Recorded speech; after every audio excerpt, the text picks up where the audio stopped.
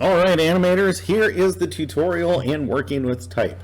Now I'm in Wick Editor right now. If you're choosing to use another software, that's fine as long as you're making it animate type.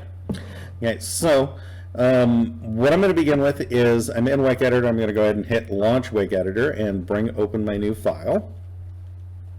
Try it and delete the autosave. Now, I'm going to go ahead and set up my background. Now, before, what I had you guys do in creating the background was to make it with blocks. So you did two different blocks instead of just filling in the background. So what I'm going to do is go ahead and click on the gear here, and let's name the project text in motion, motion text.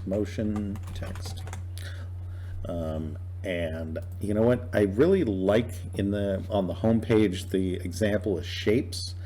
I like that blue that's in the background, but I want to go darker. Okay, so I'm going to go darker blue here, and I'm going to go darker so that I can use like a light, really bright text on it. Okay, so I'm going to go with that one, and I'm going to set it to 1080p. Okay, so bump up the resolution on it, and I'm going to set the frame rate to 24 because I'm going to be working tweens, so it's not like I have to do more drawings, I just have to move frames around. Alright, so I check those settings, and I go ahead and click apply. Now it's already bigger than my screen, so what I'm going to do is press Control minus, and that's going to make it zoom in. Now you could just use the zoom out, zoom in tools and get there the same way. Alright, so what we're going to start with is some text. Alright, so I'm going to just click on the text tool up here and type text immediately drops in there, letter A, because that's the first letter of the word that I'm going to do. I'm doing the word animation. So whatever word you've decided that you're going to do, that's what you'll start with. Now, I can grab that and then use my cursor to resize that, because I'm not sure what font I want to make it. I'm going to hold Shift though, so that let me try that again. I'm going to hold Shift when I'm resizing it, otherwise it's going to distort my letters. Yikes. Come on, cooperate. There we go. Yeah. Nope. That was turning. Alright, I guess I have to do it the old school way. I'm going to change the font size to 70 and try it that way. Okay, 70. Now I can make it bigger. Now I can actually see what I'm doing. So I grab the corner, hold Shift, and start dragging it open. Make it, that's going to be too big. I have to think in terms of the word that I'm doing, and I want to make it fit all the way across the screen. So there we go.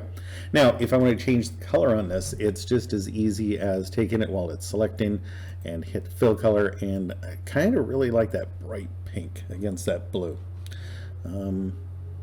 So there we go. There is my first letter, and it's sitting on layer 1. Now, for this one, if you're doing it the same way I am, you're going to use a lot of layers. Okay, and you can adjust your layer panel like this so that you can see more and bring it back down when you don't need it. But letter A is the one that I want to start with. Okay, and I'm just going to start with it out. I'm just going to drag it way out here. Okay, so I just drug the timeline out. I'm at 53 or 54, something like that. I'm probably going to have to make it longer anyway. So what I'm going to do is, let's see. Let's turn it into a motion tween and decide what I want it to do first. Okay, so I actually want it to start over here, but I'm going to have it start upside down. Okay, let's see. Grab my pan tool and move that over this way so that I can get a better look at it. Okay, so I'm going to start with it upside down so that what I want it to do is flip in. Alright, so it starts here, and then in 1 second, I'm going to put it right here. Right side up. Okay, and oh, it spun the other way, but oh well. It does that sometimes when it's calculating the tweens, where it'll spin the tween the wrong way. But then let's have it do a little squash and stretch here. Actually, let's grab this first. Undo that move. Okay, I'm gonna go over here and let's just move it just a little bit so I keyframe it, and then take this one and let's squash it stretch it, and see how I like it.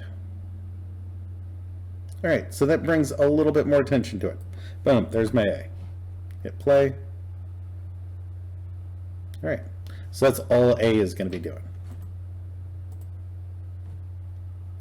All right, so now I need a new layer.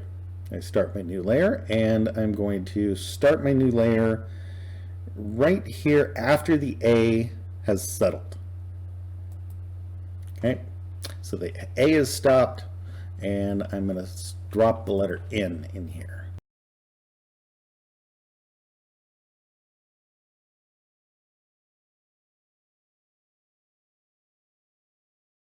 So let's hit the type tool, click there, go N, and use the cursor, and let's make this bigger.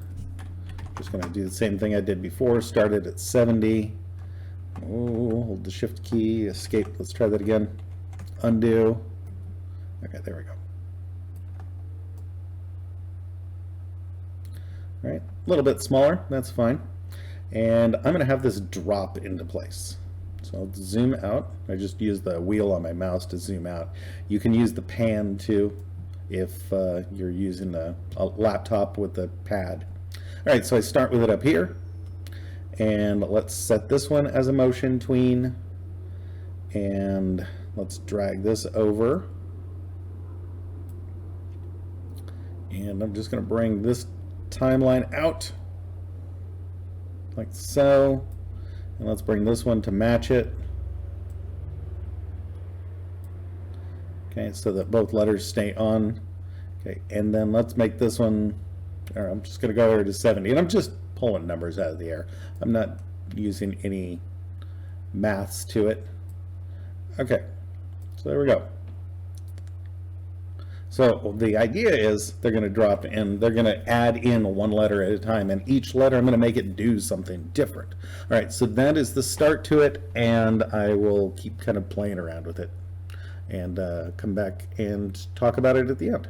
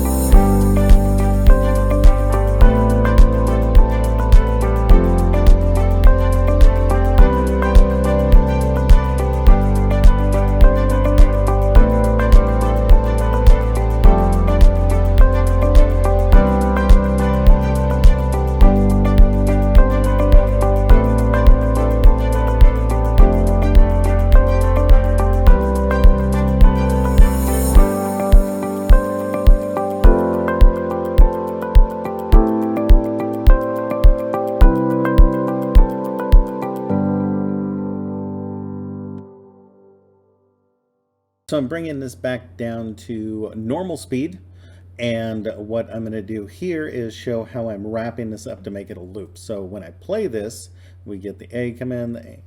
So it's spelling out the word animation,